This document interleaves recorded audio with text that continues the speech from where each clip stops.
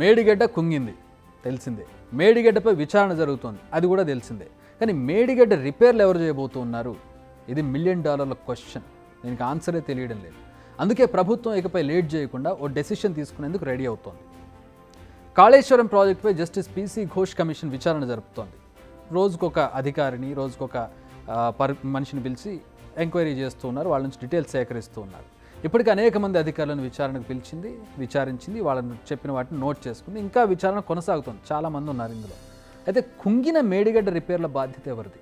ఈ ప్యారలల్గా జరుగుతూనే ఉంటుంది. అలా అని ప్రాజెక్ట్ని అలా వదిలేయలేరు కదా, దాన్ని ఎవరు రిపేర్ చేస్తారు? ఇదే ప్రశ్న చాలా నెలలుగా అందరినీ వేధిస్తోంది. ప్రభుత్వం ఏమో రిపేర్ల బాధ్యత సదరు కాంట్రాక్ట్ సంస్థదే అంటుంది. అంటే ఎల్ఎన్టీ, దాన్ని నిర్మించిన ఎల్ఎన్టీ కాబట్టి ఎల్ఎన్టీ వాళ్ళది అంటుంది. అయితే ఇది ప్రభుత్వం చెబుతున్నమాట. కానీ కంపెనీ ఏమో కంప్లీట్ సైలెన్స్ మెయింటైన్ చేస్తుంది. అంటే అది ఒప్పుకున్నట్టు కాదు, ఒప్పుకోనట్టు కాదు. ఇక్కడ చిన్న తిరకాసు ఉంది. ఇప్పుడు దానిపైనే ప్రభుత్వం ఫోకస్ చేస్తుంది. అదేంటంటే మేడిగడ్డ బరాజ్ నిర్మాణం పూర్తయిందని చెప్పి ఓ సర్టిఫికేట్ ఇప్పటికే ఇచ్చేశారు. 2019 జూన్ 21 కేసీఆర్ మేడిగడ్డ బరాజ్ను ప్రారంభించేశారు కూడా ముఖ్యమంత్రి హోదాలో. అదే ఏడాది ఆగస్టు 6న ఎల్ఎన్టీ పీఈఎస్కు ప్రాజెక్టు పూర్తయినట్టు సర్టిఫికేట్ ఇచ్చేశారు. ఇప్పుడు ఈ సర్టిఫికేట్ను చూపించి తమ పని నిర్మించడం వరకే, రిపేర్లు చేయాలంటే మళ్ళీ నిధులు కేటాయించాల్సిందని వాదిస్తున్నాయి కాంట్రాక్ట్ సంస్థలు. ఆన్ పేపర్ ఇలాగే ఉంటుంది. అందుకే ఇప్పుడు ప్రభుత్వం ఈ సర్టిఫికేట్పై ఫోకస్ చేసింది. వెంటనే పని పూర్తయినట్టు ఇచ్చిన సర్టిఫికేట్ను వెనక్కి ఇచ్చేయాలని కోరుతోంది. లేదంటే ఆ సర్టిఫికేట్ను రద్దు చేసేందుకు రెడీ అవుతోంది. దీనికోసం లీగల్ బ్యాటిల్ చేసేందుకు రెడీ అవుతోంది. ఇప్పటికే ఎల్ఎన్టీకి ఓ నోటీసు కూడా అందింది ఇరిగేషన్ డిపార్ట్మెంట్.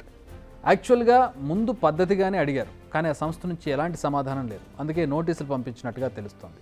అయితే మేడిగడ్డ బరాజుకు సంబంధించి స్టిల్ 150 కోట్ల పనులు పెండింగ్లో ఉన్నాయని తేలింది. మరి ప్రాజెక్టు పూర్తయిపోయినట్టు సర్టిఫికేట్ అలా ఇచ్చారు. మరి ఈ మిగిలిన పనులు ఎవరు చేస్తారనేది అసలు క్వశ్చన్. అసలు పనులు అలానే ఉన్నాయి, రిపేర్లు పెండింగ్లోనే ఉన్నాయి. దీని అంతటికీ కారణం ఆ కంప్లీషన్ సర్టిఫికెట్. ఇవన్నీ సమస్యలు పెట్టుకొని పూర్తి కాకుండానే కంప్లీషన్ సర్టిఫికేట్ ఇచ్చేశారు వాళ్ళకి. అయితే లీగల్ ఫైట్కు ముందు అసలు ఆ సంస్థ నుంచి ఎలాంటి రెస్పాన్స్ వస్తుందని వెయిట్ చేస్తూ ఉన్నారు.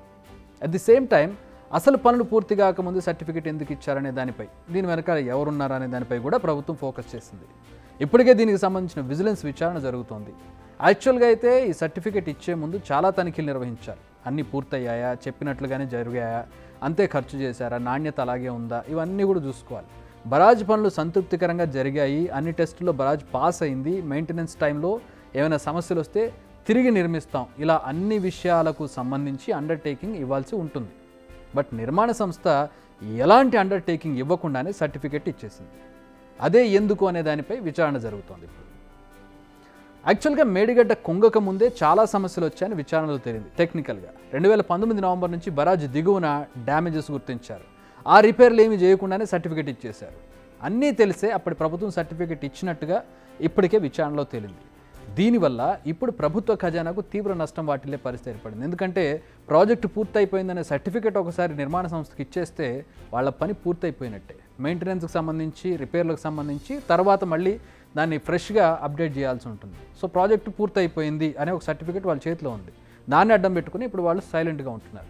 సో ఖజానాకు నష్టం వాటిల్లకుండా మేడిగడ్డను తిరిగి పనిలోకి తీసుకురావాలన్నది ప్రభుత్వపు ఆలోచన.